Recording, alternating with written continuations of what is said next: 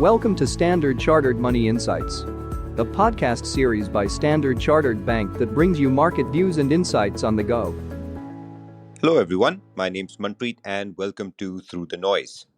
Now, this week marks a particularly significant turning point in the sense that we've got the first rate cuts coming through from major G7 central banks. So, of course, in recent days, we had both the Bank of Canada and then the European Central Bank kick off rate cuts by cutting by 25 basis points each.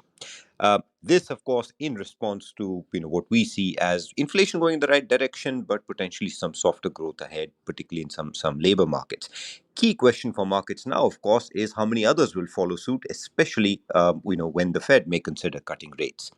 So, to discuss that question and more, I'm joined by Rajat Bhattacharya, who's a senior investment strategist at the CIO office. So, thanks, Rajat, for joining us today. The central bank rate cuts, I mean, in your point of view, what exactly are they trying to achieve? Hi, Manpreet. Glad to be here.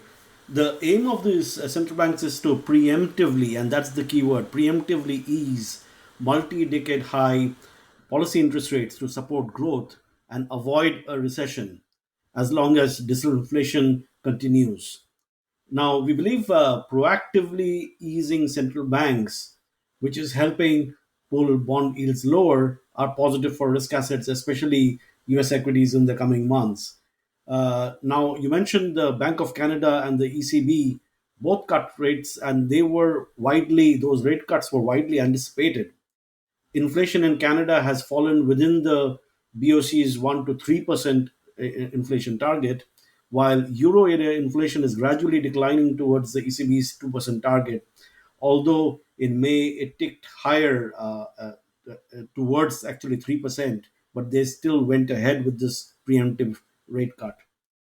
US inflation, however, has been stickier, which means that the Fed is likely to hold off from cutting rates when they meet next week. However, a slowing US job market and renewed disinflation supports our view that the Fed will start cutting rates in the second half, likely as early as the third quarter. Now, what should we look for? The main thing is the chances of a Fed rate cut in July will rise if today's monthly payrolls data for May falls significantly below the 175,000 mark, and next week's core inflation for May shows a continued disinflation. Now, the US job market has been slowing. How do we know that? By the job vacancy rate, which is a leading indicator for the job market and wage growth. This job vacancy rate has declined in the latest count to 4.8%, which is approaching the 4.5% mark. When the unemployment rate starts rising, so it's whenever that reaches 4.5%, the unemployment rate starts rising. Now, the ISM business confidence indicator suggested renewed contraction in US manufacturing activity in May. As a result, the Atlanta Fed's GDP Now estimate, which is basically a parallel tracking of how US GDP growth is going for second quarter, that has sharply fallen to almost 1.8% from above 4% only a few weeks ago. Okay, so clearly trying to be preemptive, but some slower growth data starting to come through. For investors, though, what are the implications? Yeah, the G7 rate cuts, as I said, was widely anticipated. However, now that they have finally started, this is a positive. This creates a positive environment, shall I say, for risk assets overall. Early rate cuts by the Fed is now going to be key. As I said, Fed is not yet started, and they're not likely to cut rates next week, but they are looking to start cutting from the second half. Now, the Fed has achieved the purpose. The whole purpose of this is the preemptive rate cut is to achieve a soft landing. Now, they have achieved that soft landing before, and that was in the second half of the 1990s when they preemptively cut rates, and that helped extend the business cycle. As a result, US stocks rallied right through to the end of that century, so until 2000. So while for now we remain constructive on risk assets, as this G7 central banks cut rates, we believe US equities are likely to see the strongest upside given the upbeat outlook for technology and communication services sectors. These sectors have been benefiting from this AI driven earnings upgrades, as we saw even in the latest week with Nvidia. This week's sharp pullback in bond yields also helps because these two sectors are very sensitive to the yields and interest rates. And this entire turn of events actually keeps the economic soft landing and the so-called Goldilocks thesis alive. The two sectors that I mentioned, the IT and communication services, are driving the US corporate earnings story, and those estimates have been rising for 2024 and 2025. Also, I should add that US presidential election years have historically been positive for US equity markets. The one other implication are in the emerging markets.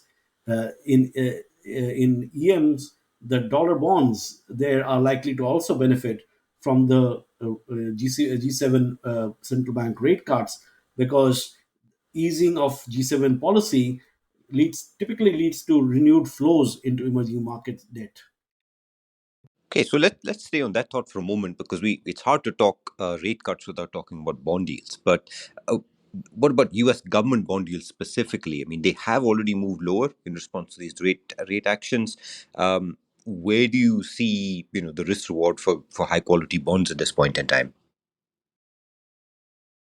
Yes, let's take the benchmark for the US government. So that's the 10-year US government bond yield. That is trading close to the lower bound of our 3 month target range, which is around this 4 to 4.25% mark. Now, if our view on the next leg of uh, declines is true. If we do see the bond yields going lower, there are three factors that are going to drive it. One is the Fed rate expectations. Next week's Fed policy meeting should offer some guidance on the path for rates.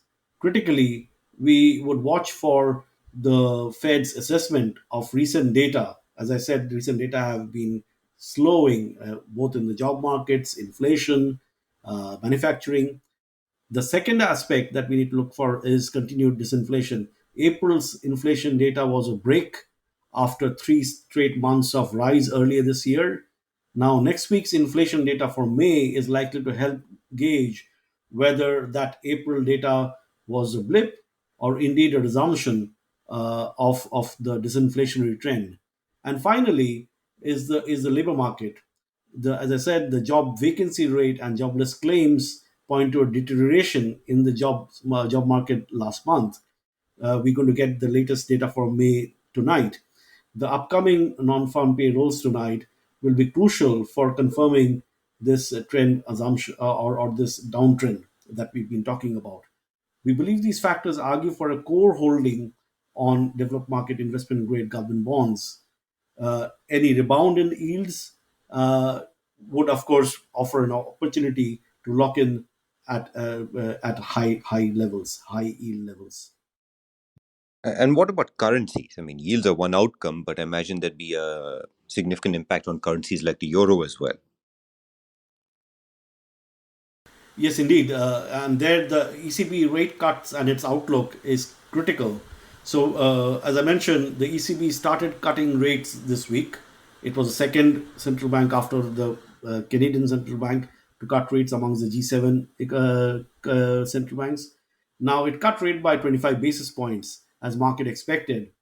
However, it raised its 2024 and 2025 inflation forecast, 2025 inflation forecast upwards. Another cut in July thus appears unlikely since it's just upgraded its inflation forecast.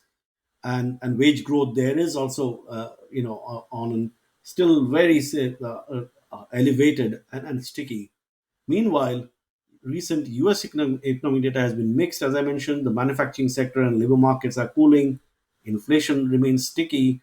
Service sector, meanwhile, is improving. and markets expected the Fed to cut rates in Q4, or it's slightly brought it forward to September actually as we speak. Now, a dovish shift at the Fed's policy meeting next week could pave the way for the dollar index, the DXY index, to soften. For now, though, we expect euro dollar to trade in a range between 1.0790 to 1.0980 over the next 2 to 4 weeks. Now, this is what it's been trading. That range is being holding for a while now. Uh, Now, the BOJ, meanwhile, also has its policy meeting next week. That's the Bank of Japan.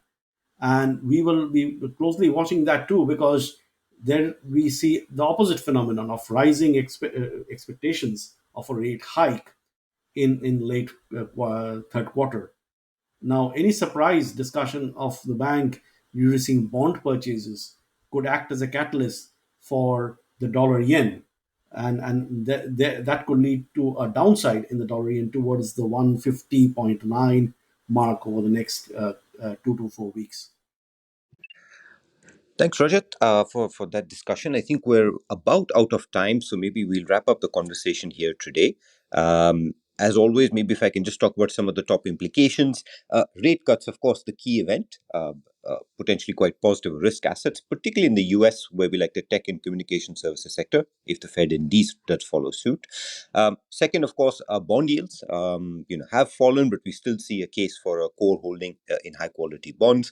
And finally, of course, the euro could trade at the lower end of its range, within obviously a range bound sort of outcome in the short term, but the yen, of course, potentially an outlier and could strengthen. So we'll stop and end it there today. Thanks very much, Rajat, for joining us, and thanks very much for tuning in. We look forward to speaking with you again next week. Thank you for listening to Standard Chartered Money Insights, a podcast series by Standard Chartered Bank. For more details, visit Market Views on the Go on our website or click the link in the description.